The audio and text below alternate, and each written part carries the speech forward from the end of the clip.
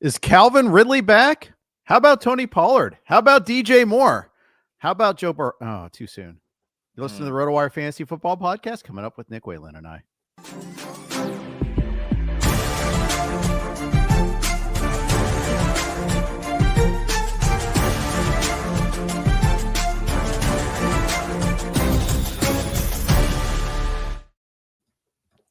Hey, everybody. Welcome to the RotoWire Fantasy Football Podcast. Jeff Erickson here with Nick Whalen. Hopefully you had a better Week 11 than I did. Hopefully you had a Nick Whalen-esque Week 11. Nick, how are you?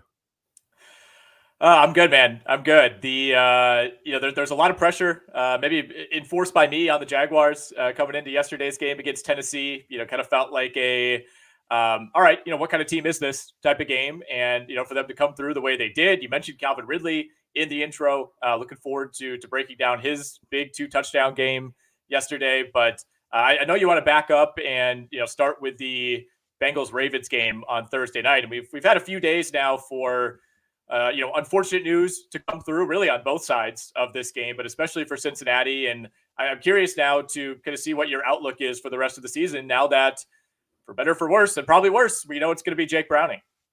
Yeah, life isn't over, but this season pretty much is. I don't think Jake Browning will be the worst quarterback on the field every single week, but he'll probably be a bottom 5 quarterback. I mean, the thing is, he's untested. And with practice reps, with time, with good keys, good offense that he has the keys to, he might be okay sometimes, but it's definitely just a difference there. Just a big, huge difference there. And they're 5-5 too, to make, it's not like they're a 7-3 team. Like, okay, we can just get okay quarterback and get by, make it to the playoffs. They're probably not going to make the playoffs here, especially with that schedule. They get the Steelers this week, at Jacksonville in 2 weeks. It's just, they still have the Chiefs on the schedule. It's not pretty. They got the Browns still one more time. That's a lot of tough games out there. Minnesota still too is not going to be a cakewalk. We've seen that. By the way, Nick, I might as well throw this out here now. It is another week of quarterback insecurity. Cincinnati's changing. The Jets, we know they've made a change. We'll get to them later. Seattle's iffy with Geno Smith's elbow. New England might make a change. Atlanta has made a change back to Desmond Ridder. The Saints don't know if they'll have Derek Carr this week. The Steelers, they should be thinking about it there. And Cleveland, obviously this is week 2 of DTR, but it's still new to them. It's a lot of overturn at the position. Yeah, you're right. Mason Rudolph was trending on Twitter this morning, which is historically never a good thing. In conjunction, of course, with Kenny Pickett, who, the Steelers just kind of looked like themselves yet again last week. And for a while, it felt like they were going to kind of pull off another miracle win while just looking terrible the entire afternoon. But, thankfully for, some of our gambling interests, the Cleveland Browns were able to pull that out. I mean, it's kind of becoming the story of the season, right? I mean, not just some of the big name quarterbacks, but really more so the mid to lower tier, even some of the starters that we were curious to kind of see. All right, somebody like Desmond Ridder, does he have it this year? Like he's gotten replaced, and he sounds like he's going to come back and now be the Falcons quarterback again. I mean, we've talked all year about some of the low totals that we've had, and believe me, there are a few ghastly ones on the Week 12 slate already. I don't think that's changing. And you take Joe Burrow away from Cincinnati.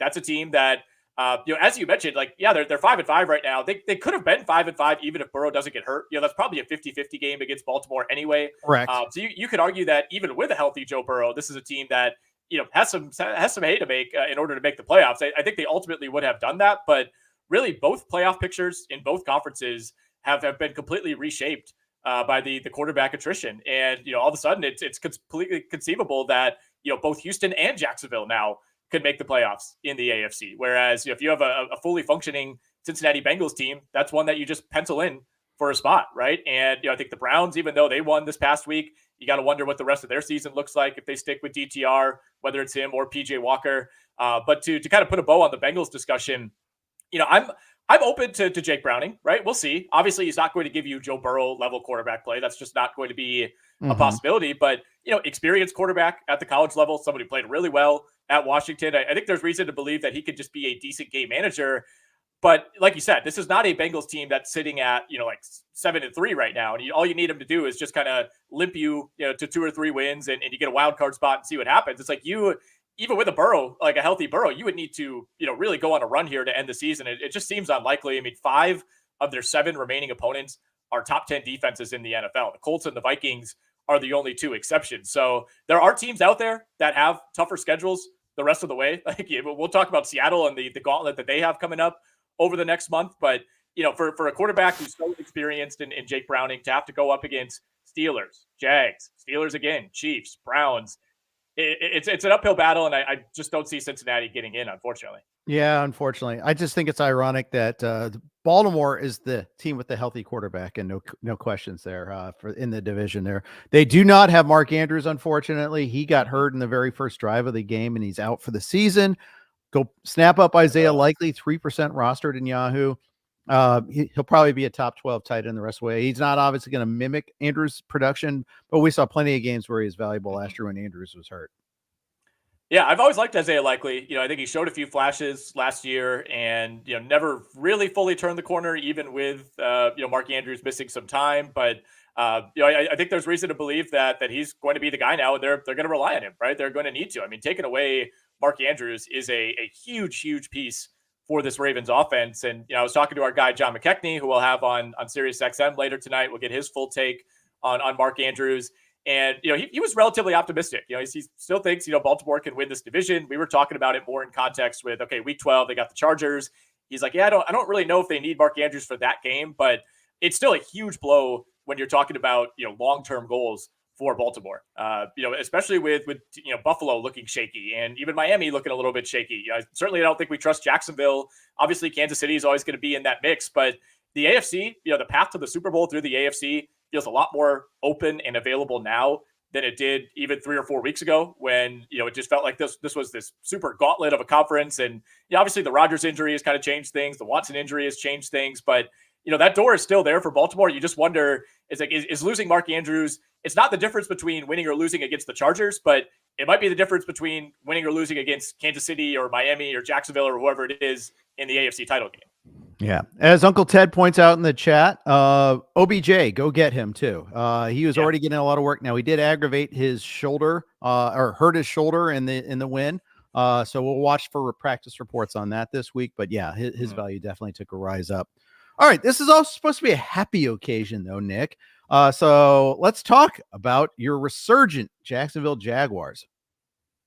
Yeah, let's do it, man. 34-14 over Tennessee. Got off to a little bit of a slow start, but the defense, kind of reasserted itself after a disaster game last week against the 49ers. I think this was exactly the type of performance that we wanted to see from the Jags. I think you could argue it was Trevor Lawrence's best game of the year. It was his best fantasy game in a very long time. 2 touchdowns through the air, 262 yards, no picks, 2 rushing touchdowns, something he had not done at all this season. We've actually seen Lawrence, I think, run pretty effectively. It's just the touchdowns haven't really been there.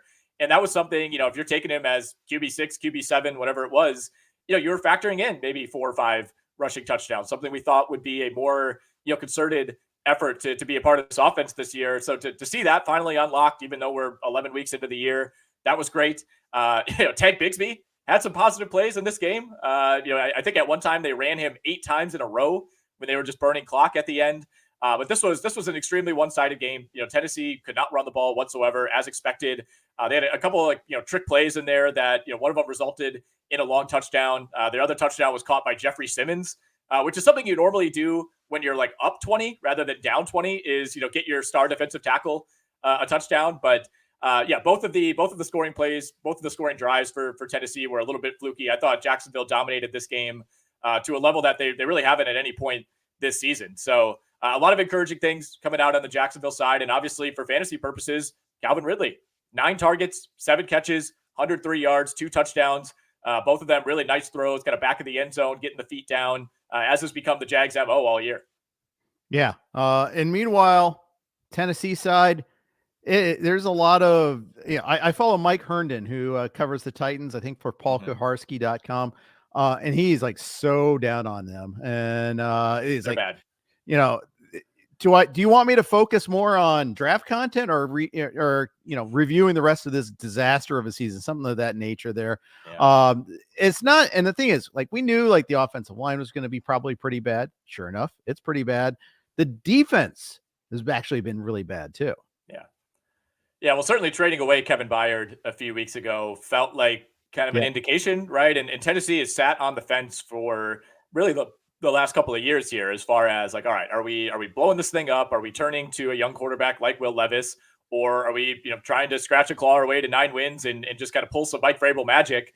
And so bringing in DeAndre Hopkins this offseason kind of felt like they were leaning toward the latter, but then trading Kevin Byard, making the decision to go with Levis, even as Ryan Tannehill works back to full health.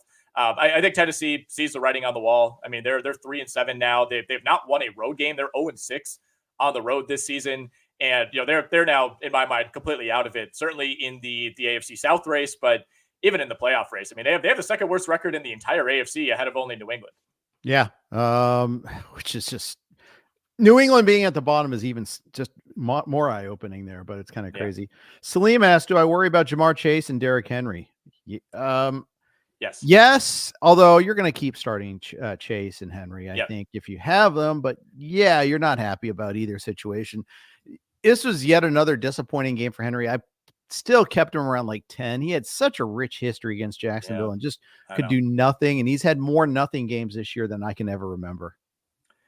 Yeah, he had I think it was a huge first half against the Jags in a game that Tennessee ultimately ended up blowing. It was late last season, week 14. He had 121 rushing yards, had a long catch and run in that game as well. He's always showed up against the Jags. And I think part of it is, Derrick Henry's getting older. Tennessee's offensive line is terrible, but the Jags defense, man, I guess unless they're playing the Cincinnati or the San Francisco 49ers, this remains a really impressive unit. I still don't really fully understand how they're doing this. I mean, they're getting great secondary play. I still think the linebackering, leaves some to be desired. I think that's a bit of a weakness, but this is a bona fide top 10 defense, and they haven't played the most difficult schedule to date. But KC, Buffalo, San Francisco, those are all factored in there. They've been a really good defense, and I think we have to kind of treat them as such going forward. With Henry, it just feels like you got to play out the string. It's going to be pretty underwhelming. Probably have 1 or 2 more 100-yard days in there, but you just got to lower your expectations for him at this point. With Jamar Chase, I think you're hoping that you just kind of get like a slightly elevated version of like a Garrett Wilson season the rest of the way. Yep. God. Yeah, probably. Maybe, I don't know. I think I'd take Jake Browning over whichever Jets quarterback we see. Oh yeah. Yes, exactly. And that's why I say slightly elevated. Yeah. And I also think Jamar Chase is better than Garrett Wilson. And I love Garrett Wilson, but I think Jamar Chase, like, he can, I think you got to be realistic about what the ceiling is. I agree. The 15 for 192 and 3 touchdown games. Those are probably not coming the rest of the way. The deep dimes are gone. That's for sure. Yeah. And especially with those tough defensive matchups, like we said, 5 of their last 7 games come against top 10 defenses. Like there's not a lot playing in his favor. But it's Jamar Chase. Like you said, you're not leaving him on the bench unless Jake Browning just looks like a complete disaster against Pittsburgh this week, which I don't really expect. Like I think he's very clearly probably a bottom 5 to 10 quarterback, but if he could just give you semi-competent play, I think you're still going to be pretty comfortable starting Jamar Chase. Ultimately, you don't really have another option. Yeah, and you don't have the deficit that is the Jets offensive line, which is truly one of the worst units in the NFL. And got worse last night, yeah. Yes. Benson points out about Jacksonville going to Houston next week. Houston's got a huge matchup. Houston's got a good track record lately, 9 of the last 10.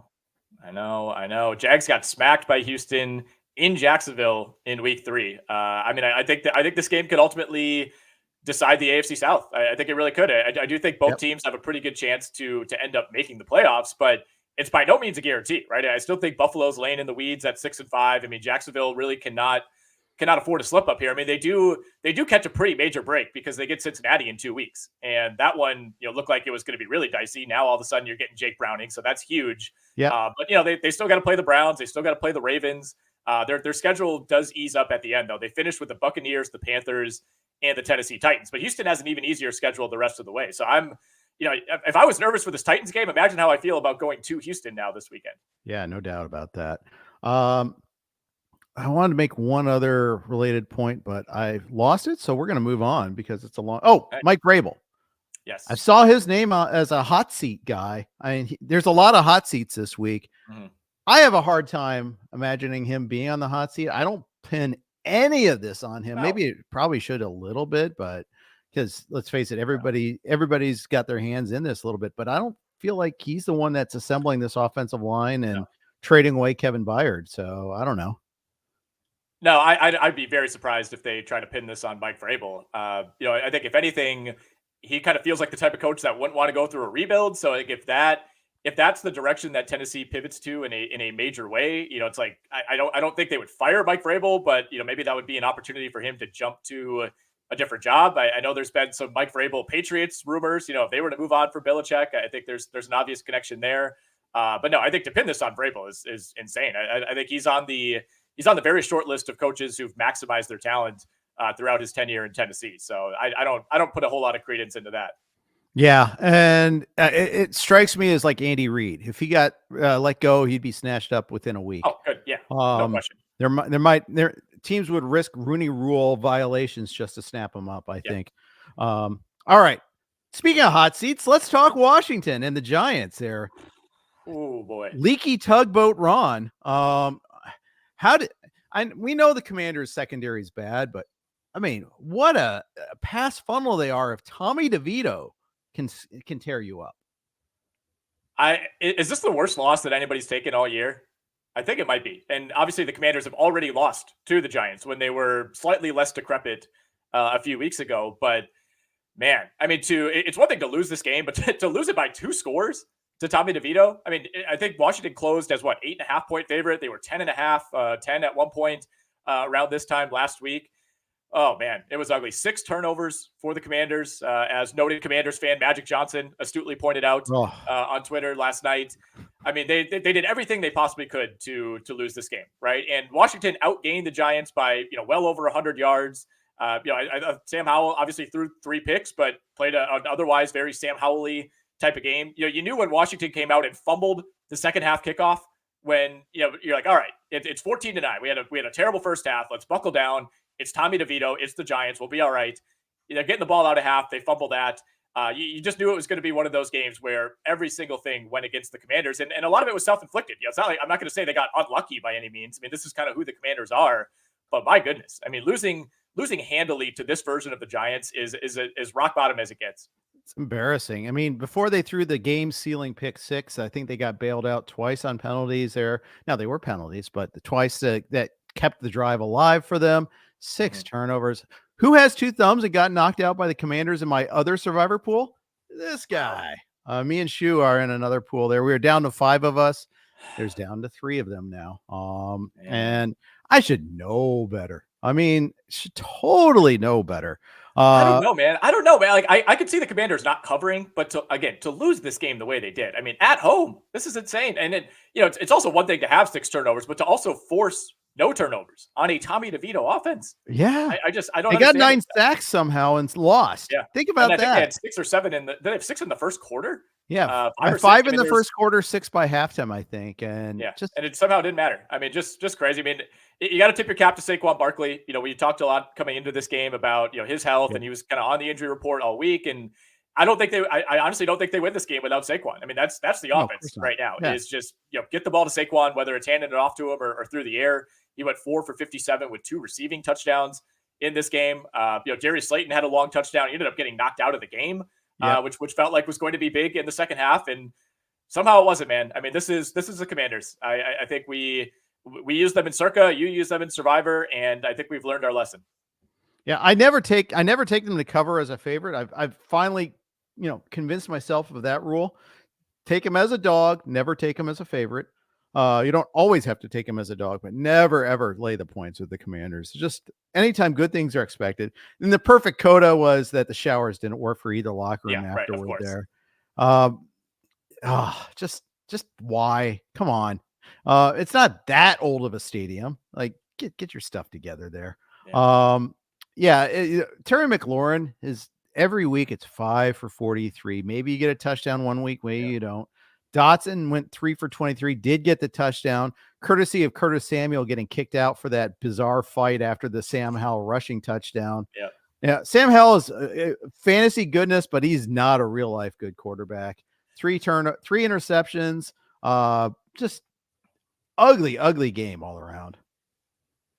Ugly game. You got to say some good things about the Giants, though, I suppose. Saw a stat that, Tommy DeVito somehow had 3 passing touchdowns in this game, which is something that Daniel Jones has not done since 2019 in terms of things that we did not expect coming out of this one. 18 of 26 for 246, and those 3 touchdowns, 2 to Saquon, 1 to Darius Slayton.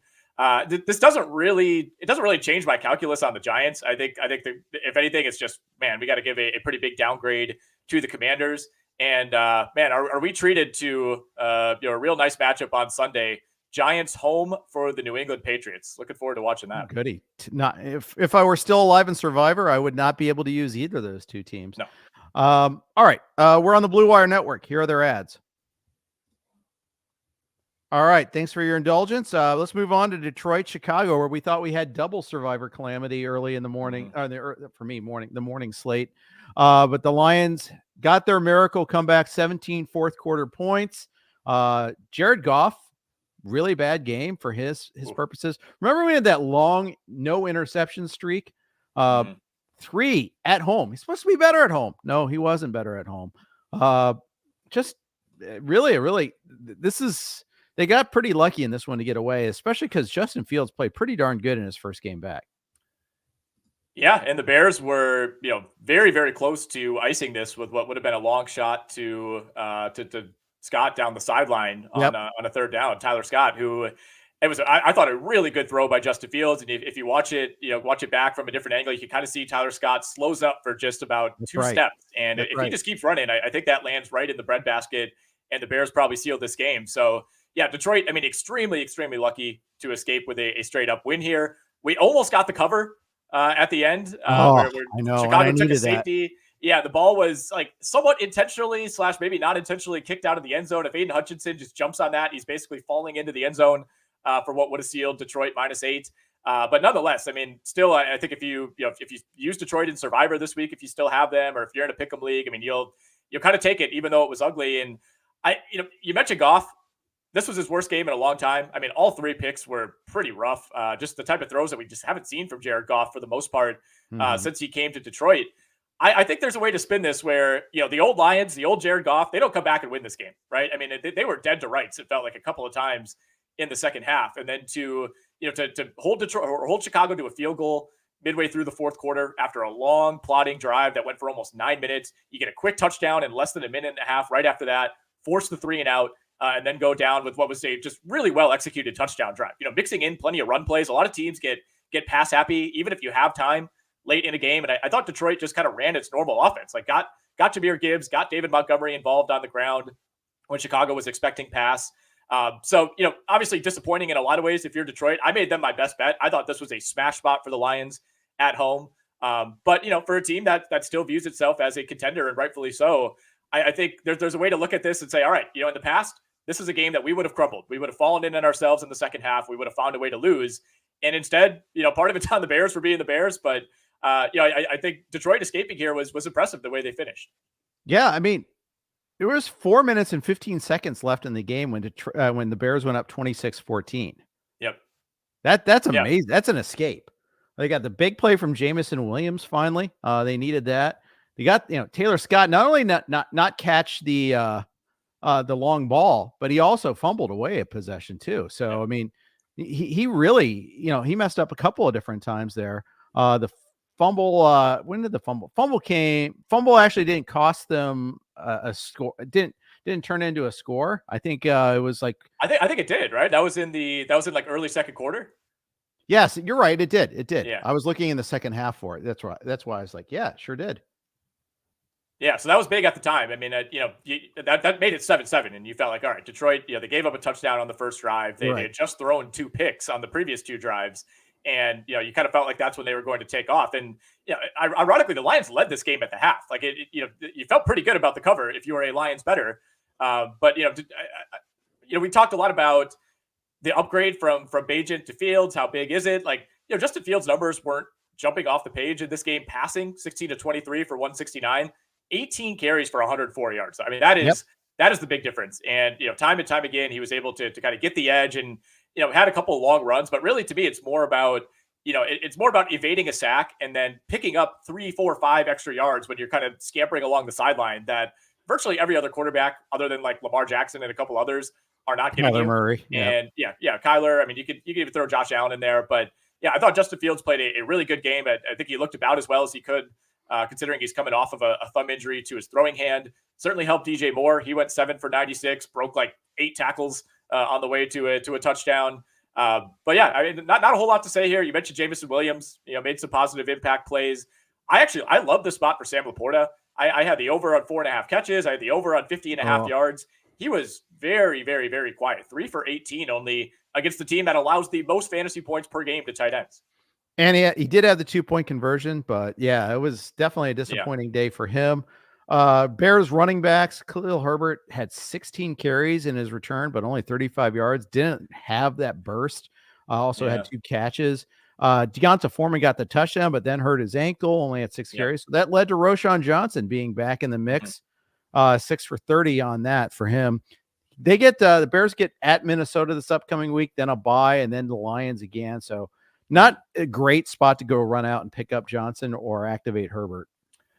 Yeah, a couple other quick notes on that. I mean, Deonta Foreman was the clear starter. He was the guy getting most of the snaps, most of the carries before the injury. Yeah. And after he went out, Herbert played 20 of his 32 snaps. So it did look like it was going to be, still Deonta Foreman as the guy this week. Obviously, we got to monitor that ankle injury and kind of assess from there going forward. But I still think, if Deonta Foreman ends up being healthy and it's not a long-term absence, I think he'll have some say in that backfield. And then on the Detroit side, we did see the debut of Donovan Peoples-Jones, but only played 3 snaps. So, still working his way into that rotation, and we'll see where he ultimately ends up making an impact. But, trailed St. Brown, Reynolds, Williams, and even Khalif Raymond pretty significantly in terms of playing time. I'll hold my breath waiting for that to happen. Yeah. There. Big stuff there. Another hot seat game. Maybe both coaches were kind of on the hot seat a little bit. Now one emerges definitely on there, and Brandon Staley after the Packers finally get a win where they're on the good side of variance, because the charging once again was fierce, my friend. Was there any better way for this game to start than both teams going out on downs on their first possessions? Yeah. Like you just were like, all right, here we go. This is exactly the type of game we expected. For the second week in a row, I actually thought Justin Herbert played really well. He was victimized by 4 huge drops by the Chargers, one of which was a Donald Parham drop on a 4th down, just wide open over the middle.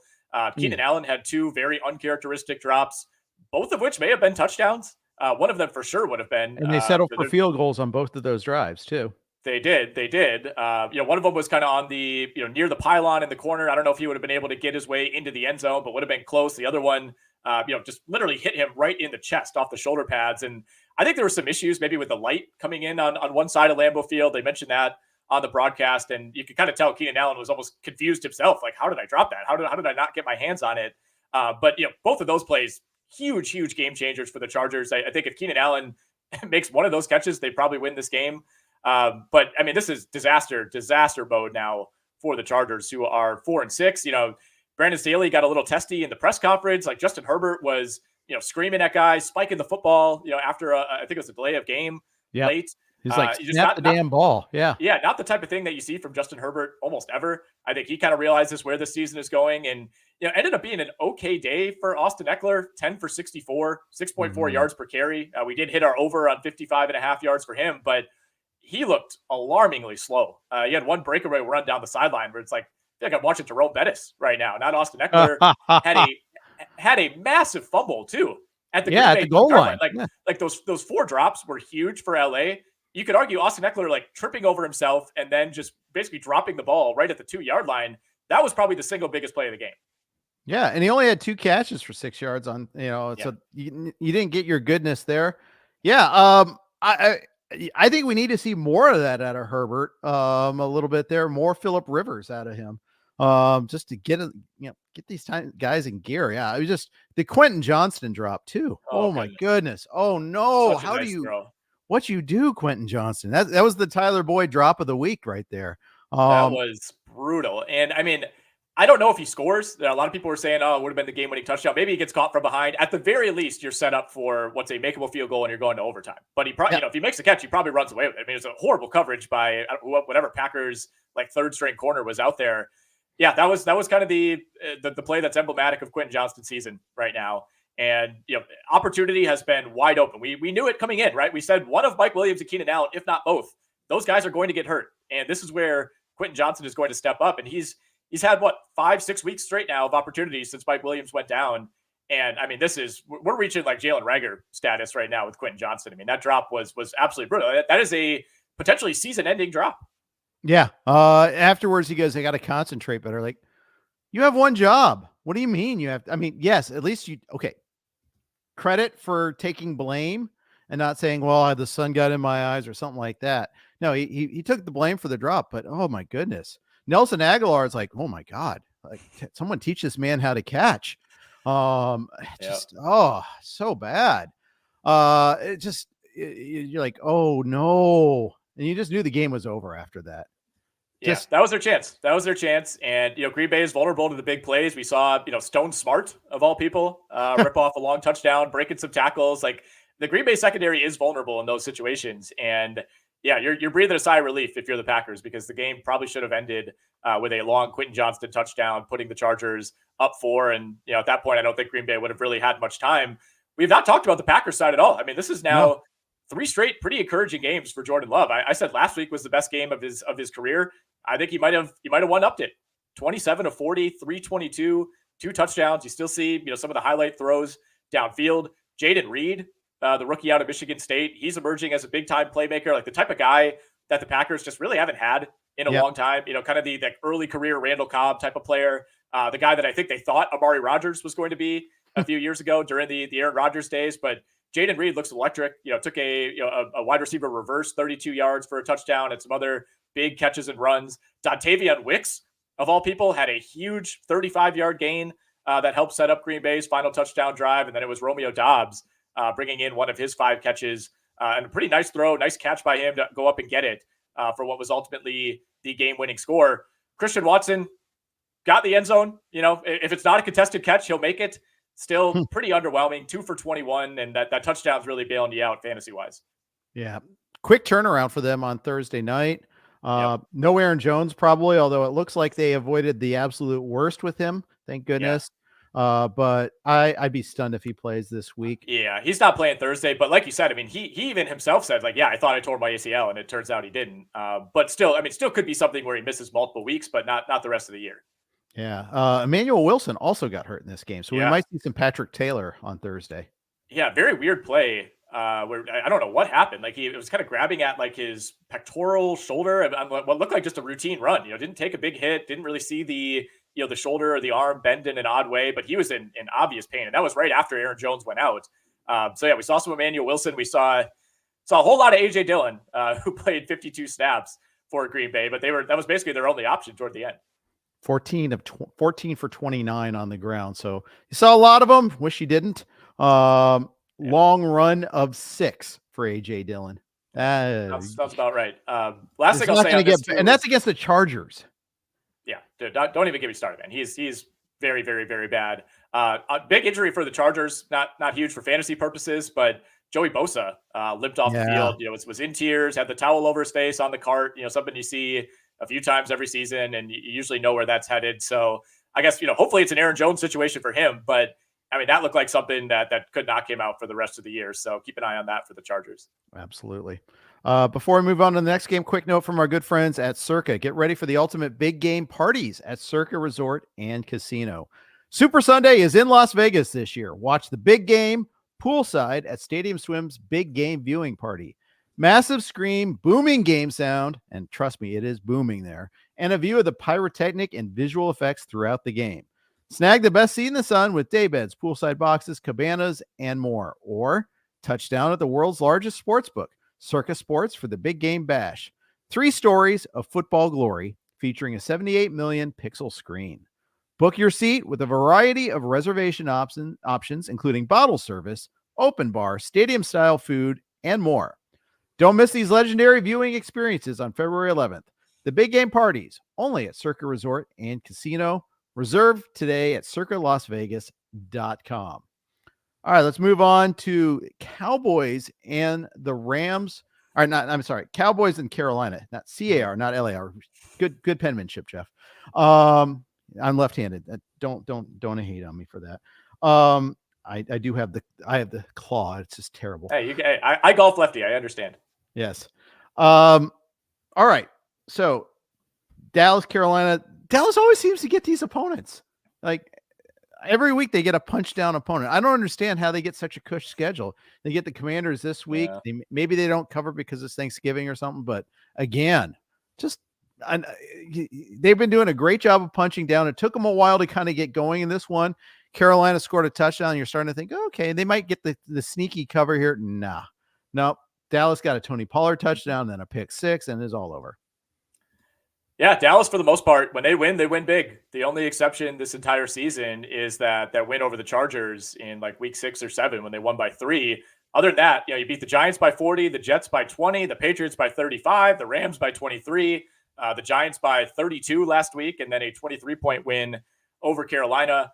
This is one that we used in the Circa contest. Like you said, it wasn't a full-on lock the entire way. Carolina put up a touchdown in the third quarter to make things interesting, and you felt like the back door might be open there. But pick 6 by Bryce Young, the 4th of the year for Deron Bland, which ties the NFL record still with 7 games to play. That's what really put this one out of reach. Dallas goes up 30-10 at that point early in the fourth quarter. Carolina, of course, sack fumble on the next drive, and that was really their last gasp. But yeah, this is what Dallas does. Whether they're at home or on the road, they will take care of business in these situations against inferior teams.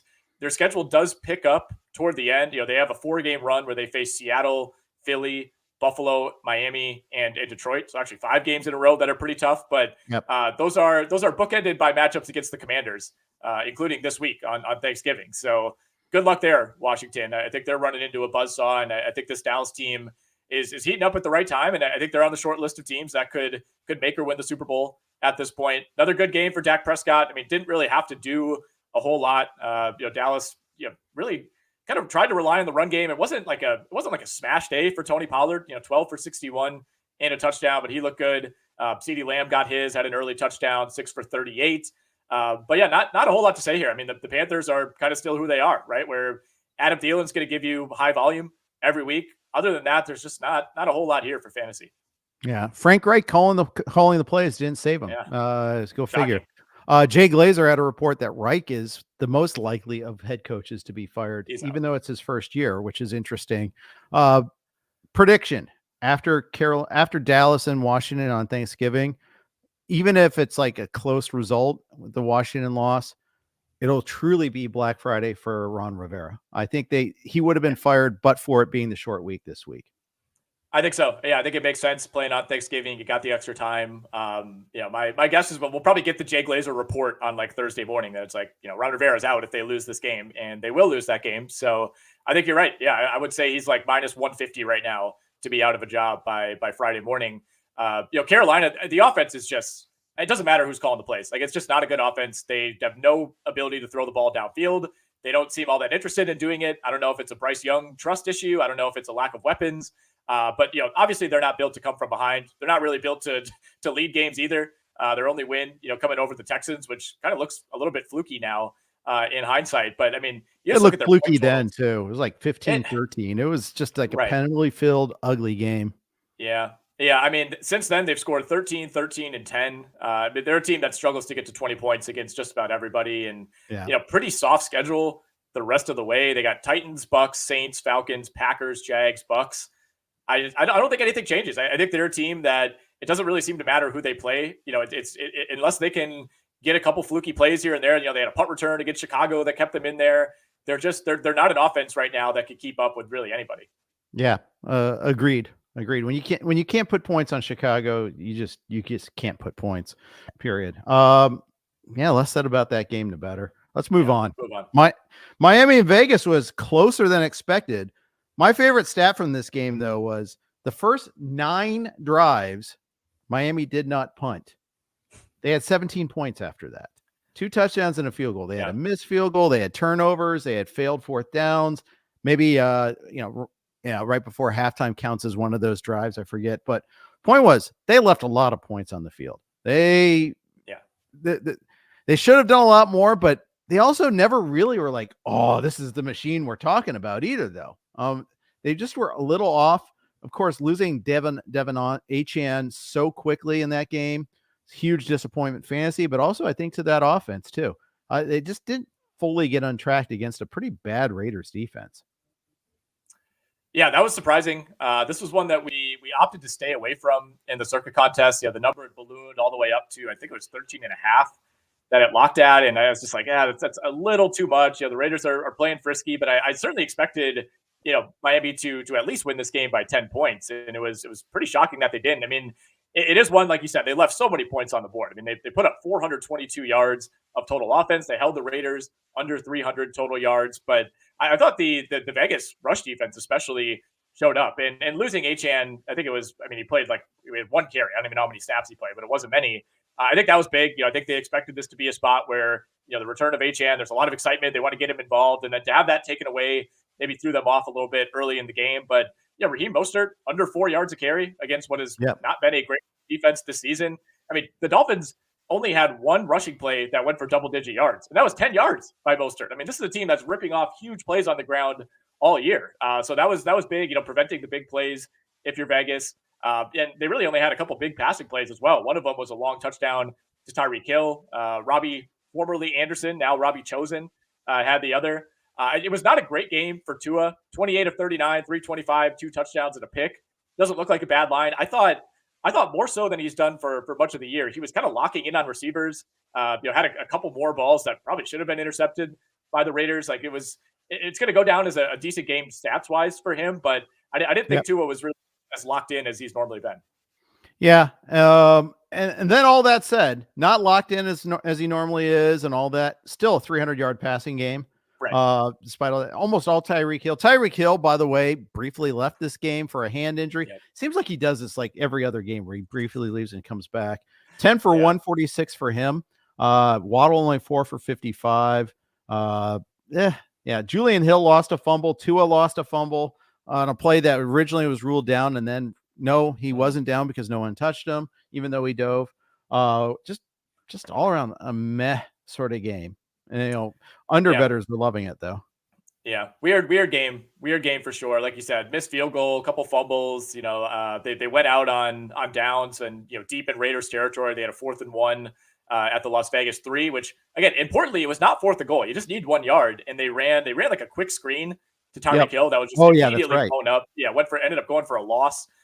So that's one where obviously in hindsight you could just take the field goal, or you probably run a different play and at least get the first down.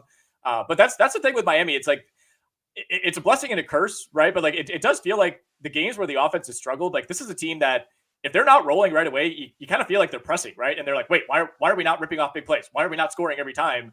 And I think that's a good thing because you keep the pedal to the metal. Like they're the team that can always pull away and give you like 2 touchdowns in the last 5 minutes just because that's kind of the offense that they are. But if things are not clicking for them early on, they tighten up a little bit. Yep, exactly. They do. Raiders side of things, Josh Jacobs was pretty limited. Of course, when they were playing catch up, but it was always like within a score. Yeah, Devontae Adams had his game. Jacoby Myers did not. 4 for 49 for Jacoby. I guess that's not too bad. It's not just destruction. Yeah. Michael Mayer 4 for 46 in that one there. Not much else I can say about the Raiders. They are who they are. Yeah, they had 2 chances to tie this up at the end, and both drives ended in picks by Aiden O'Connell. The first one was a 4th down and just didn't really have a whole lot there. And then with about 30 seconds left, took a shot to the end zone. And you'll trust. I forget who was. I think he was looking for Devontae Adams. There's another receiver in the area, and then Jalen Ramsey just comes out of nowhere and makes a diving interception, which is kind of a reminder that yes, when healthy, this guy is still one of the best corners in the league. He had a huge day, and it's, as in my mind, changed this Miami defense. I mean, this is a game where Miami probably feels like it played like a C- game overall. So it's gonna go down as a disappointment, kind of in the same way we talked about Detroit, Chicago. But I think a lot of times you end up losing this game straight up, and you feel a lot worse about it going forward. So I think Miami obviously didn't play the game that it wanted, but you get the win here, and you'll take it. Absolutely. Ramsey did get banged up on that last interception too. Something to watch for in practice this week. Houston, Arizona. We saw CJ Stroud have an incredible first half and a not so great second half. 3 interceptions total. All the scoring for them happened in the first half. held on for dear life. How many bullets did they dodge with Arizona driving late? Oh my goodness. But yeah, and if you got, depending on when you got it, you might have even still got to cover with, despite all of that mess. But Stroud still got over 300 yards, but it wasn't his best game.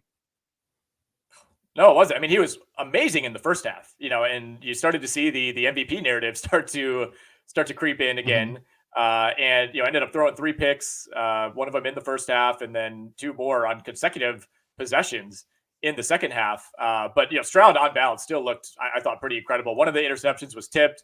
The other 2 were bad. Those were just kind of rookie quarterback type of throws that have not been emblematic of the year that he's had. But you said it. I mean, Houston did not score in the second half.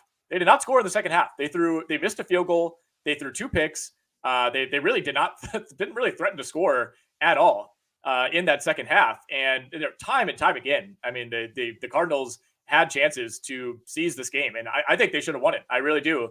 They went out on downs at the Houston 23 early in the fourth. They went out on downs around midfield on their next drive, and then, of course, went out on downs again with about 35 seconds left late in the fourth quarter. I mean, it felt like they kept putting together great starts to drives. Like they were, James Conner was looking good. They're ripping off some fairly big plays, and then they would get to like the 45-yard line, and everything would just grind to a halt. Yep. There was seeing the comment from Uncle Ted, Greg Dortch, who the Dortch was not lit on that 4th down play. Just couldn't get to the marker. I mean, this was a game of almost for Arizona. If Arizona converts that 2-point conversion, that last drive, all they need is a field goal to tie the game. And who knows, what sort of result we get. And Murray was stopped just short of the goal line on that one after running for a touchdown the play before. Again, Murray is running a lot. He looks fast. I'm not sure about the passing game so much. They got the early touchdown to Rondale Moore. It was his only target all game, but got it anyhow, nonetheless. That was a hell of a throw by Murray too. It was great. It was perfect. Great ball fake on that one. Worked like a charm. So we'll see what happens with this offense going forward. They face the Rams this week, host the Rams. I think I used the Rams in Survivor against Arizona earlier this year. I think I might take I don't know what the line is yet in this one. Don't tell me. But I think I'm going to be viewing Arizona kindly. I'm going to probably set my own line, be more positive than I've been on the Cardinals all year. I think that they're all right. Record-wise, they're probably right where we thought they would be, right? If you said, all right, 11 games in, they're 2-9, they're 0-6 on the road, you'd say, yeah, that makes sense. But I mean, this team, they have a ton of fight in them, right? I mean, the only game where they haven't really showed up was the Clayton Tune game against Cleveland. Other than that, I mean, they've pushed everybody, right? I mean, they even gave the 49ers a pretty decent run all the way back in week 4. And I thought played them about as well as they could have, given the talent discrepancy and the fact that the Niners were rolling and healthy at that time. So yeah, this was a game that they should have won. I think they should be 2-0, honestly, with Kyler Murray back in the mix. And for AFC South purposes, I was certainly rooting for Arizona. And now, of course, we get that showdown between the Jags and the Texans coming at us on Sunday. But from this game specifically, not a whole lot else to pass along. I mean, Tank Dell just continues to be one of the best rookie receivers that we've seen, maybe the best. And that touchdown, wide receiver. Oh my dude, him there's like a magical route with him where he kind of runs that in to out, and CJ Stroud can just find him seemingly at will for like 15 to 25 yard gains whenever he wants. I mean, Tank Dell is a real-time dude. I mean, he has now 4 games on the year with 20 plus PPR points. He's up to wide receiver 16. I mean, he's having basically the same fantasy season right now as Brandon Ayuk. And we think about Ayuk as one of the big breakouts of the year. So I mean, I don't think it's slowing down anytime soon. I think early in the year, you had these big back and forth games, and Houston was frisky, but we didn't really know if they were that good. I mean, Tank Dell has solidified himself as a real weapon. And obviously CJ Stroud is one of the best rookie quarterbacks we've ever seen. So I think there's plenty of viability with that going forward. And I'm just interested to see where's Tank Dell 2-3 years from now. Yeah. So funny how that works. And meanwhile, there's Quentin Johnston just dropping things. Just imagine an alternate universe where they had Tank Dell instead of Johnston right now. Yeah, man. Oh, it would have been a wild pick at the time. But clearly. Yeah. But you know what?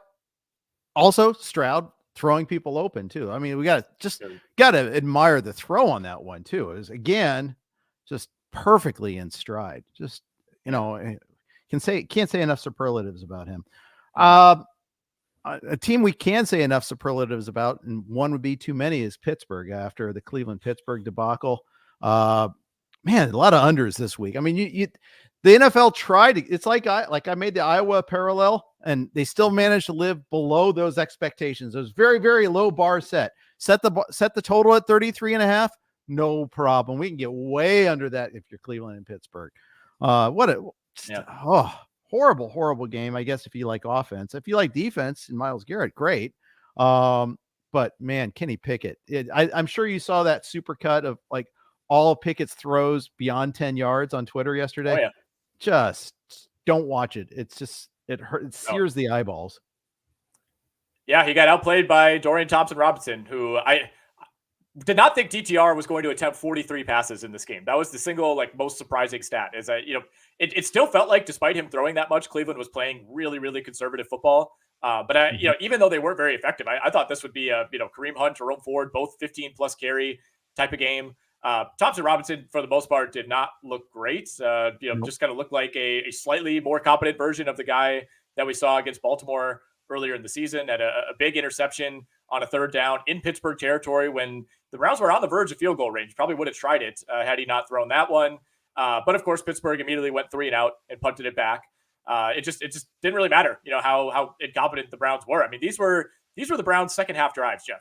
Punt, interception, punt, game-winning field goal. I mean, that's kind of the story of this game. No one saw that one coming either. Yeah, that's crazy. Yeah, and really, Pittsburgh's entire offensive output was like one long Jaylen Warren 74-yard touchdown on the second play of the third quarter that kind of rocketed them back into this game. They were down 10-0 at the half, and that almost felt insurmountable. And I guess in some ways it ended up being insurmountable. And then 2 20-yard runs in the fourth quarter there to set up the field goal. And you're like, okay. And you thought they were driving for a touchdown perhaps, but nope. Had to get other people involved. Had to get Pickett involved again. Mike Tomlin, when asked about whether, he regretted only giving Warren 12 touches, like, no, why? Oh, next question. Yeah. I mean, Brandon Staley, don't ask him that question again. Oh, wait. How dare you?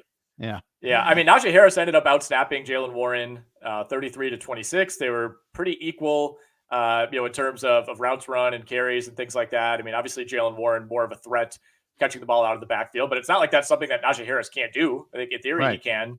I mean, just a brutal game offensively for Pittsburgh. And you mentioned that one, the best drive that they put together all day was a 13-yard field goal drive.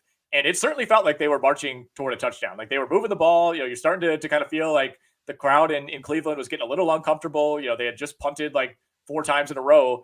And Myles Garrett on a 2nd and 12 comes in and sacks Kenny Pickett for a big loss. And all of a sudden it's 3rd and 22 for the Steelers. And they had obviously no chance to pick that up. So that was, another huge game for Myles Garrett. He had 2 sacks. That was as big of a play as anybody made in this whole game to essentially put an end to what could have been a touchdown drive.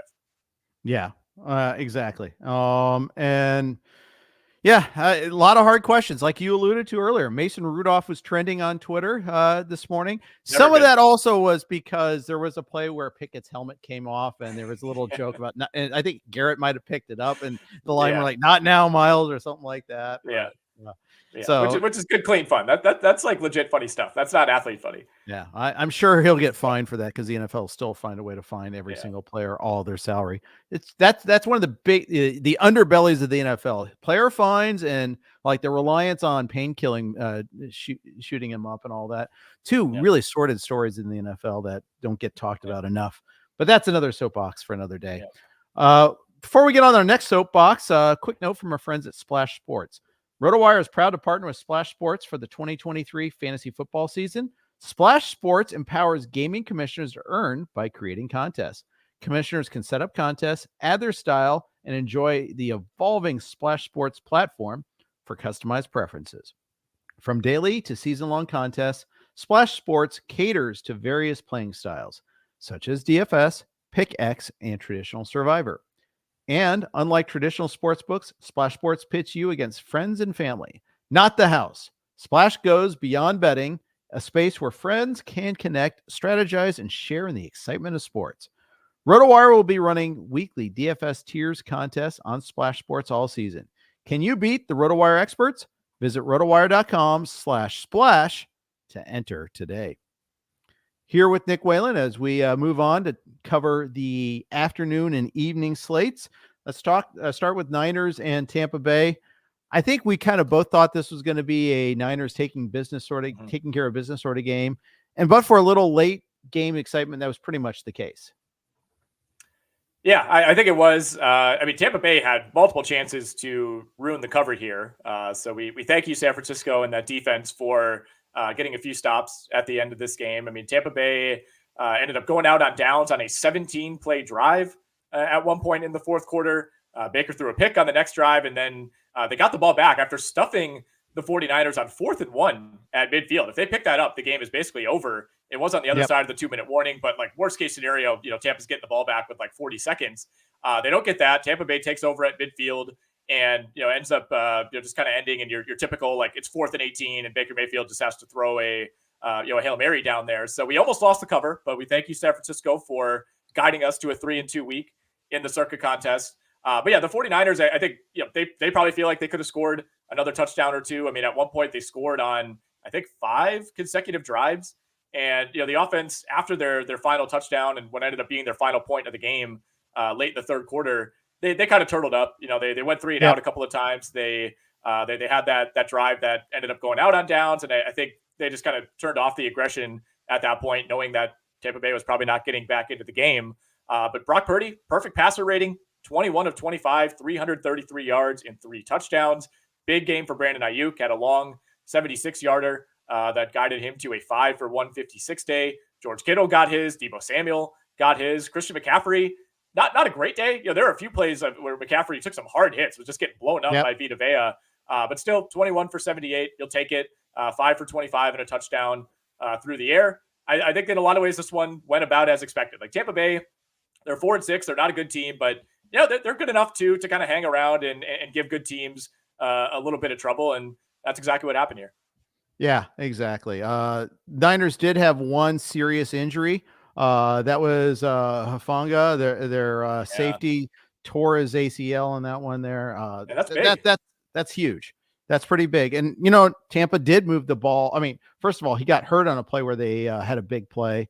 And Tampa did move the ball through the air a little bit after that.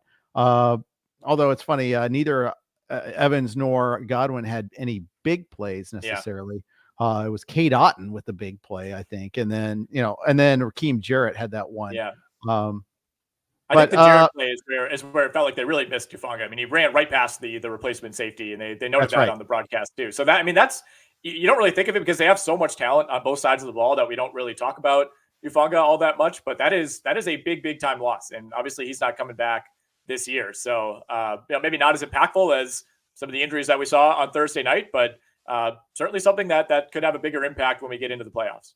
Exactly. That's something to be concerned about. Quick turnaround for the Niners going to Seattle this weekend, or for Thanksgiving, I should say.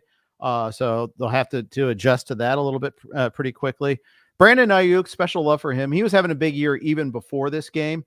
He's averaging 3.4 yards per route run. Like some of the all-time seasons are like 3.1, 3.15. He's at 3.4.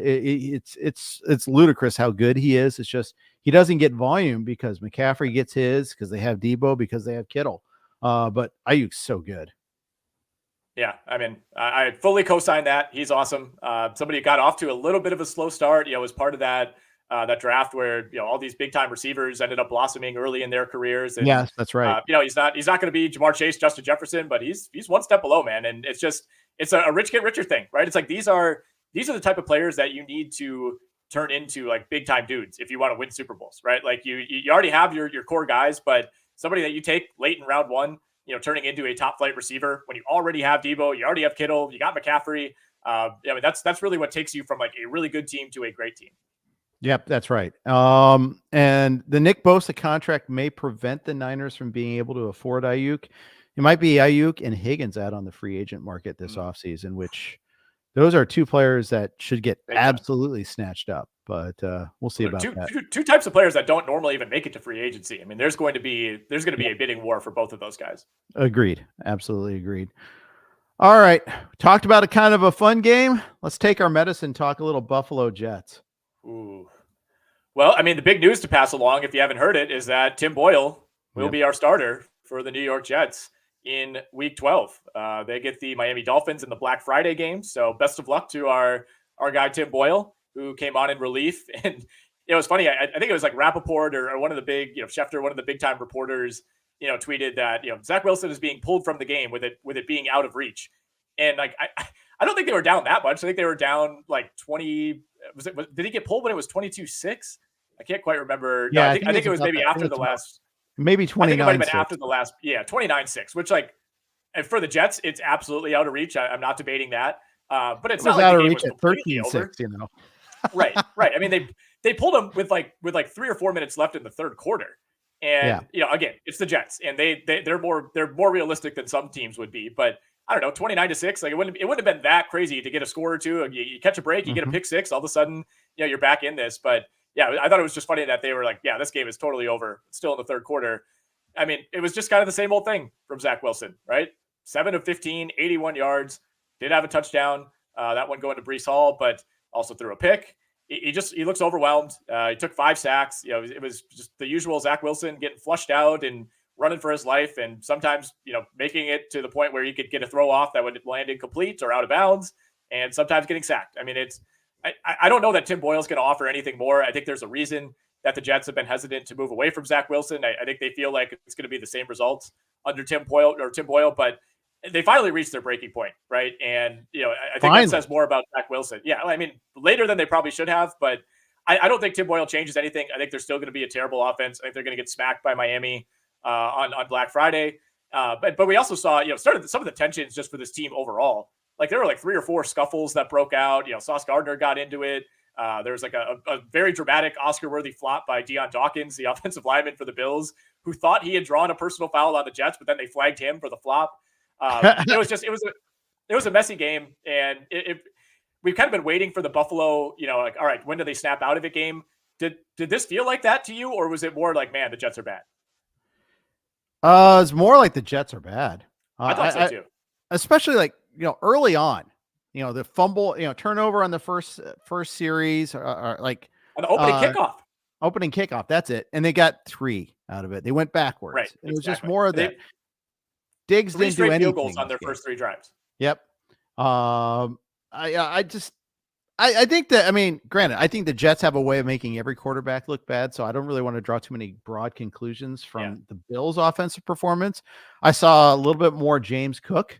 So that was a welcome sight, because he's their best back in my opinion. So you want to see that. Although Lat Murray found his way into 10 carries. Ty Johnson had the touchdown on the reception. So bully for him. What's it going to take to get Leonard Fournette in there? I mean, I think Fournette is just a straight up cut. I mean, if he hasn't learned the offense by now, it's just, what can he do to help us? Yeah, obviously wasn't active, didn't get any snaps. So yeah, I don't know if we see him at any point, barring an injury. They still like Latavius Murray, who got in the end zone last week as well. Not a whole lot else here. I mean, it's one of those like kind of felt bad for Breece Hall type of games where you still see the talent, you still see the burst, but it's just he's kind of by himself out there. Disaster game for Garrett Wilson. 2 catches on 8 targets for 9 total yards. Khalil Shakir had a long touchdown. So you see the 3 for 115. Part of that was an 81-yard touchdown reception for him. Nice day for Dalton Kincaid, 6 for 46, but not a whole lot else to see here. I think we can pretty much move on. Yeah. One other note, the Jets, why are they in a position where Tim Boyle's the backup to Wilson anyhow? Couldn't they made one phone call? Maybe they did, and everyone was holding him hostage for a 3rd-round pick or something. But why isn't Andy Dalton on this team at the trade deadline? Why isn't Dobbs on this team at the trade deadline, or anybody like that? Hey, I mean, the Browns called up Joe Flacco. Why isn't he getting the call again? I don't know. It's shocking. I mean, it feels like they're to the point now at 4-6 where, like, even if this weird Aaron Rodgers is coming back thing were to happen, even if he's ready and claims he could play, like, I don't think you should even throw him out there. If they had found a way to kind of hang around 500, yeah, I could maybe see it, but they're to the point now where I think you just got to play out the string, and it's going to be a lost season. Maybe Carolina wasn't budging with Dalton because they needed mentoring duties or something, but I mean, Dalton can play at least a little bit. He'd be better than Wilson. I mean, no question. Way better than Zach Wilson. Way, way, way, way better. I mean, he at least gives you a chance to win the 50-50 games that they've lost this year. Exactly. All right. Last of the afternoon games, Rams and the Seahawks. This was a tale of like two games. Rams were, I mean, the Seahawks went up 13-0, and the Rams were looking terrible, like horrible. Awful, terrible, horrible, no good at all. And then they get the drive before halftime. Despite Cooper Kupp getting hurt in the second quarter, and they kept clawing away, and they absolutely shut down Seattle. Just unbelievable how bad Seattle's offense was in the second half of this game. Field goal in the third quarter, and that was it. Geno Smith got hurt in this game. Thought that should have been a penalty on Donald, especially because other plays later on were called penalties on Seattle. The other story of this game is Seattle committed so many penalties. I mean, the refs had a big day. I mean, if they are getting paid per flag, I mean, it would have been a profitable day for them. But I'm not convinced the Rams are any good. I mean, they gave all like the running work to Royce Freeman in this one. He had a long one to kind of like a couple of 10 or 15 yarders to make his overall average look all right. I think they needed to find a way to get Nacua involved a little bit more than they did. But this keeps them alive in the wild card race, and they're at 4-6 in Seattle. I mean, this is a bad loss. They can't afford to lose games like this. Yeah, everything you said is spot on. I mean, Seattle, I think, got pretty lucky 2 of the last 3 weeks to escape with wins over Cleveland and Washington, and it looked like they were going to do it again potentially. I mean, they had a 55-yarder to win the game at the last second that ended up going wide. But they certainly didn't deserve it, and I think Geno Smith going out for a few series in the second half really changed things. We saw the token Drew Lock interception, but there's just kind of an offense that had been rolling to some degree in the first half, just completely lost confidence. And I think if anything, it almost gave more confidence to the Rams. Like when they saw Geno go out, it was like, all right, we know we're getting a pick because it's Drew Lock and we're back in this thing. And they certainly were. We should mention Cooper Kupp went out in the second quarter after having just one catch on one target, did not return. They're calling it a low ankle sprain for Kupp. So something to keep an eye on going forward. And I think that it makes the second half all that more impressive for the Rams. Seattle, like you said, dominated the first half. I in my pick'em league, I switched to the Rams at the last second. I was reading up on all the trends, and McVay always beats Pete Carroll. And like 10 minutes into the game, I'm texting my buddies like, I'm so dumb. This is clearly the wrong side. Seattle marches down. They force a 3-and-out on the Rams' first drive. They march right down for an easy touchdown. The Rams, go out on downs inside the Seattle 5-yard line. But a couple of huge plays after that. I mean, Seattle had 2 more really nice drives right after and had to settle for field goals. They were set up with a 1st and 10 at the LA 26, and they were just gashing the Rams the entire way down the field. Back-to-back penalties, an illegal shift, and then a delay of game. You go from 1st and 10 at the 26 to 1st and 20 at the 36, and that drive was basically dead. Had a similar thing play out. They had an intentional grounding call on a 3rd and goal. On their ensuing drive. So it really felt like it could have been 21-0 or at the very least like 17-0 Seattle. But they left some points on the board, and then the Rams were able to get a touchdown before the half to at least kind of, make this a game that they felt like they could win. But the Rams also didn't play that great in the second half either. I mean, they started off with three straight punts and then threw a pick. And even the drive that they ended up getting what proved to be the game-winning field goal. I mean, they were kind of in this balance of like, all right, we want to burn clock, but we also want to score. And they made a really strange decision, I thought, on 2nd and 7, when I believe Seattle only had one more timeout remaining. Rather than run the ball, which of course Seattle knew would have been coming, they throw a slant to Puka Nacua, where even if he catches it, he's going to be short. He was not going to be in the end zone. It was a low throw, bad throw by Stafford. So they basically gifted Seattle what turned out to be like 35 to 40 more seconds that they needed to of course, get into field goal range. It was our guy, DK Metcalf, doing what he did last week. Very similar play up the middle, big gain to set them up. And, the Rams escape with the missed field goal. But yeah, I'm with you. I don't think the Rams are like picking up any momentum here. I didn't think Stafford really looked all that good. He missed Darrell Henderson wide open down the sideline on what may have been a touchdown. At the very least would have been like a 50-yard gain. Kind of a weird play in the first half too, where they had a free play and Stafford, lobs it up to Cooper Kupp. And I don't know if Kupp he looked like an outfielder who lost the ball in the lights. Like he's spinning around and the ball just kind of lands right in front of him. So sloppy game for the Rams, lucky to escape with a win. But if they had lost this game, they basically would have been out of it in the NFC playoff picture. Yeah. 2 other Seattle notes. Ken Walker got hurt early with the oblique injury. Probably not going to play. It's Thursday, quick turnaround. And it said I think they said something like it was a significant oblique injury too. So sometimes those are like 3 was to it 4 legit? Was the word? It was legit. It was a weird term. That's right. That's right. That's the word. The other thing, you mentioned the sequence at the end, but you got to give full justice to this. So Metcalf catches a ball. You get to first and they get to like the 40-yard line with 33 seconds left and no timeouts. They do a running play with no timeouts up the middle, gain 2 yards, have to clock it with 8 seconds left. Yeah. What a disaster of a play call.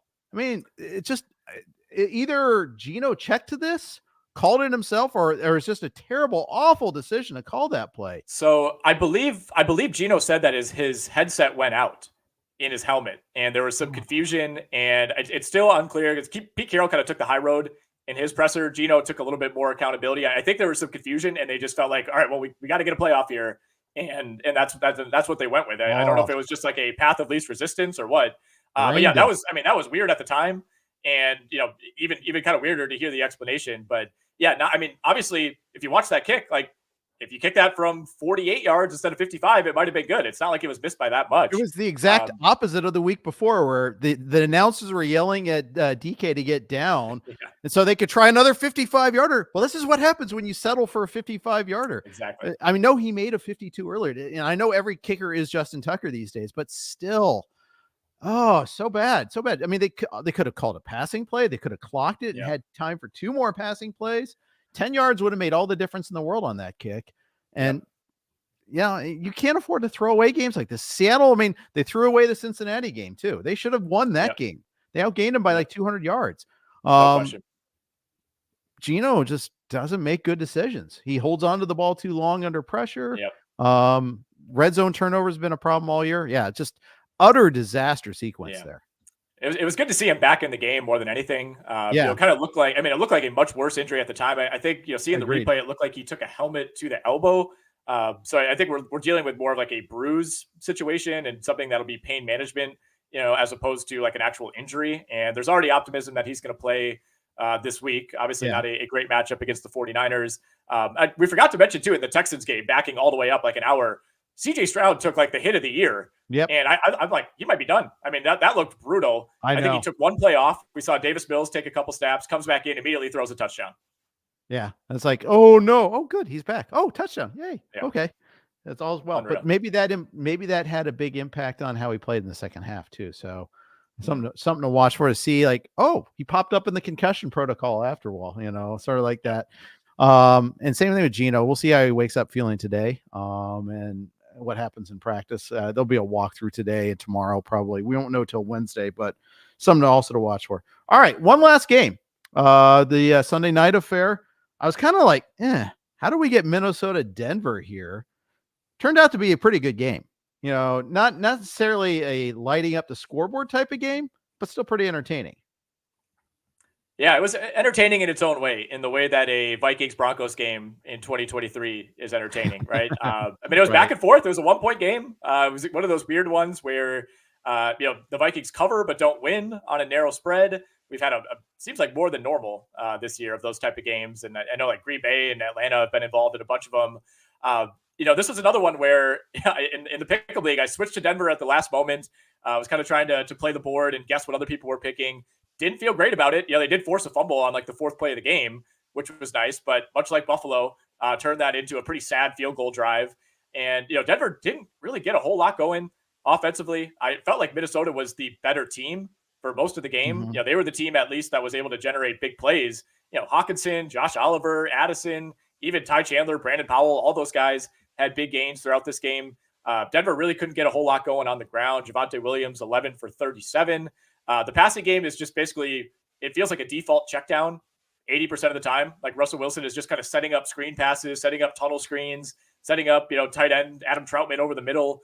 Just a weird, I don't know how he got to 259 yards. It didn't really feel like Russell Wilson was throwing the ball downfield whatsoever. I'll have to look into, the depth of target numbers on that one. But ultimately, it came down to Josh Dobbs throwing a pick, Josh Dobbs losing a fumble, and Alexander Mattison losing a fumble. Like those were the biggest difference makers in the game. And especially the Mattison fumble was a huge one, because that was one of those drives where Minnesota was starting to generate big chunk plays. They had the Josh Oliver catch early in the drive.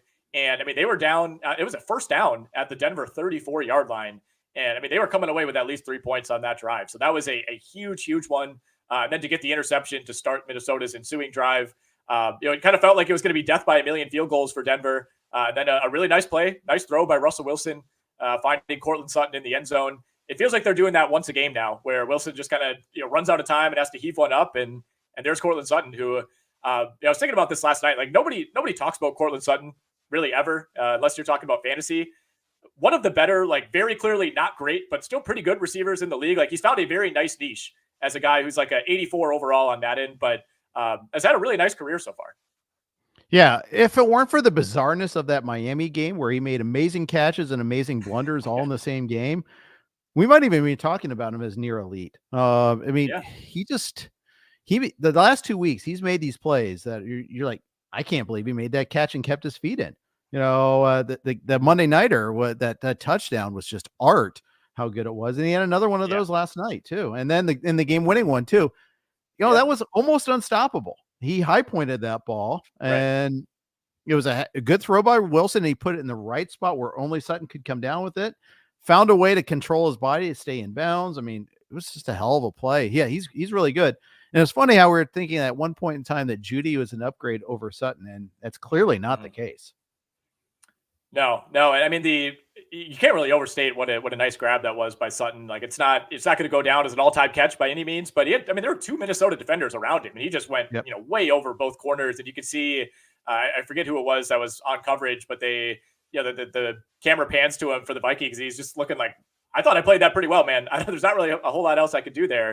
It was just a really nice grab by Courtland Sutton. Bizarre 2-point play after that, where they just kind of ran this like disjointed Javonte Williams play that was like immediately blown up. Like you definitely felt like Minnesota was going to put together a better drive. The way that they had been moving the ball, it was not really a great night, I thought, for the Denver defense, giving up a lot of big plays, giving up a lot of third downs, a lot of fourth downs to Minnesota. Like I fully expected Minnesota to at least get a field goal attempt off, but there was that big intentional grounding on third down that put them in that classic 4th and 25 that just almost never is converted. Yeah, that 2-point play that was a cover buster. I was on the Denver side of things there.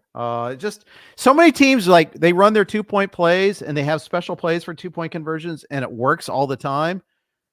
And then this was just like dead in the water. You're like, oh, come on. Yeah. And of course it's Javonte who doesn't get a chance. Every time Javonte touches the ball, there's 3 guys in the backfield. I mean, he's a good player. It was so bad.